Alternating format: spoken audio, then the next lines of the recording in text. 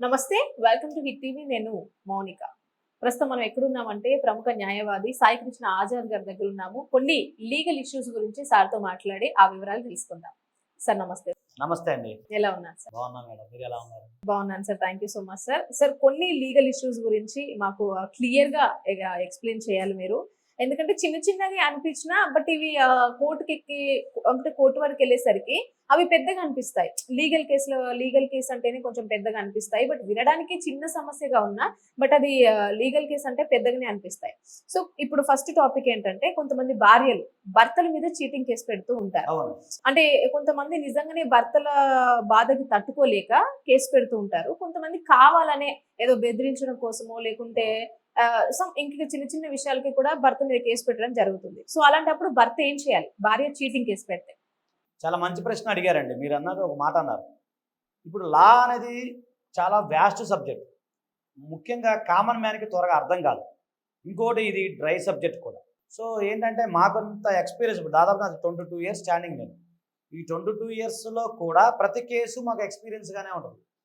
ప్రతి కేసు కూడా కొత్తగానే ఉంటుంది. అలాగే ఎప్పటికప్పుడు న్యాయవాది అనే వ్యక్తి అప్డేట్ అవుతుండాలి. ఎందుకంటే సుప్రీంకోర్టుకు సంబంధించి అనేక జడ్జిమెంట్స్ కొత్తగా వస్తూ ఉంటాయి. అలాగే చట్టాల్లో మార్పులు జరుగుతూ ఉంటాయి. సో మేము కూడా ఎప్పుడు నిత్య విద్యార్థులమే. మేము ఎప్పుడు కూడా ఒక అడ్వకేట్ అనే వ్యక్తి ఎప్పుడు నిత్య విద్యార్థి ఉండాలి, అప్డేట్ అవ్వాలి. సో మీరు చెప్పిన దాన్ని బట్టి చూస్తే 420 అంటే దాని చీటింగ్ కేసు అంటారు. సో జనరల్గా ఏంటంటే ఈ 420 ఎప్పుడు వస్తుంది అంటే, భార్య భర్త పైన కొన్ని సందర్భాల్లో కేసు పెట్టినప్పుడు అప్పుడు 498A, దాన్ని 498A అంటారు అన్నమాట. ఆ సెక్షన్తో పాటుగా 506 అలాగే 323 అంటే కొట్టినందుకు అలాగే చీటింగ్ చేసినందుకు. కొన్ని సందర్భాల్లో భార్యని కనుక భర్త కనుక కొన్ని మోసం చేశాడు, లేదా ఆర్థిక సంబంధమైన విషయాల్లో ఇబ్బంది పెట్టాడు, లేదా ఆమెకు సంబంధించిన ఆస్తులు కానీ ఆమెకు సంబంధించిన ప్రాపర్టీ కానీ ఆమెకు తెలియకుండా అమ్మేశాడు. సో ఇవన్నీ జరిగినప్పుడు అది కూడా అట్రాక్ట్ అయ్యే అవకాశం ఉంది 420 అని. సో ఇప్పుడు 420 చీటింగ్ భార్య భర్త పైన పెట్టారు. ఆ సందర్భంలో మీరు చెప్పినట్టు జెన్యూన్ కేసుల్లో అయితే ఓకే, అది కంటిన్యూ అవుతూ ఉంటుంది. కానీ కొన్ని కేసులు ఎలా ఉంటుంది అంటే 498A కేసు అనేది కూడా అది ఆటం బాంబు లాంటిది అని చెప్పి కొన్ని సందర్భాల్లో వ్యాఖ్యానించడం జరిగింది. అలాగే ఈరోజు 498A అనేది చాలా మిస్యూజ్ అవుతూ ఉంది. దీనికి సంబంధించి అనేక కోర్టుల జడ్జిమెంట్లు ఉన్నాయి. ఓకేనండి. సో అందుకని ఏంటంటే ఈ మధ్యకాలంలో 41A CRPC అమెండ్మెంట్ యాక్ట్ అనేది ఒకటి వచ్చింది. సో ఈ 41A ప్రకారంగా ఒక భర్త పైన కేసు నమోదు అయినప్పుడు ఎస్పెషల్లీ మెయిన్గా 420 కేసు అంటే అది 7 ఇయర్స్ నేరం ఉంటుందండి. సో 420 అనేది అది అబోవ్ 7 ఇయర్సా బిలో 7 ఇయర్సా 7 ఇయర్స్. సో దాన్ని అరెస్ట్ చేయాలా వద్దనేది ఆ యొక్క investigation officer SHO investigation officer యొక్క డిస్క్రిషన్ పవర్ని బట్టి అరెస్ట్ చేయాలా వద్దా అనేది ఉంటుంది. కానీ 498A కేసులు ఏవైతే ఉన్నాయో అవి ముఖ్యంగా డౌరీ ప్రొహిబిషన్ యాక్ట్ కూడా ఉంటుంది. దాంట్లో 3 and 4 అంటే కట్నం తీసుకుంటే dowry prohibition act section 3 and 4 కింద కూడా నమోదు చేస్తారు. అంటే కట్నం తీసుకుంటాము నేరమే, అలాగే కట్నాన్ని తిరిగి ఇవ్వాలని చెప్పేసి ఆ ఉద్దేశంతో సెక్షన్ 3 and 4 యాడ్ చేస్తారు. దాన్ని డౌరీ ప్రొహిబిషన్ యాక్ట్ అంటారు, వరకట్నం నిషేధపు చట్టం అంటారు. సో ఇదొక భాగం.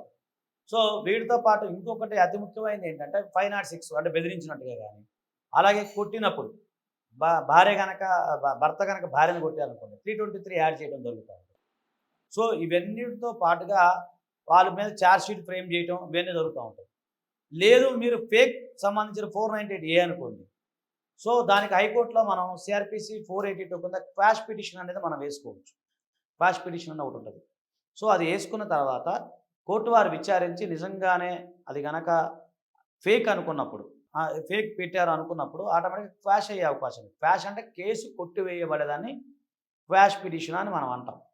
కాబట్టి ఏమవుతుందంటే ఎవరైనా సరే తప్పుడు కేసు మీ పైన పెట్టినప్పుడు, అంటే ఒక భార్య భర్త పైన తప్పుడు కేసు పెట్టినప్పుడు అది నేరం రుజువు కాదు అని అనుకున్నప్పుడు మీరు క్వాష్ ప్రొసీడింగ్స్లో వెళ్ళిపోవచ్చు. లేదు అనుభవజ్ఞ న్యాయవాదిని మీరు సంప్రదిస్తే దానికి సంబంధించిన ఆ కేసుకు సంబంధించిన అనేక వివరాలు మీకు లభ్యమయ్యే అవకాశం ఉంటుంది. దీని మీద మిగిల్చుతుంది.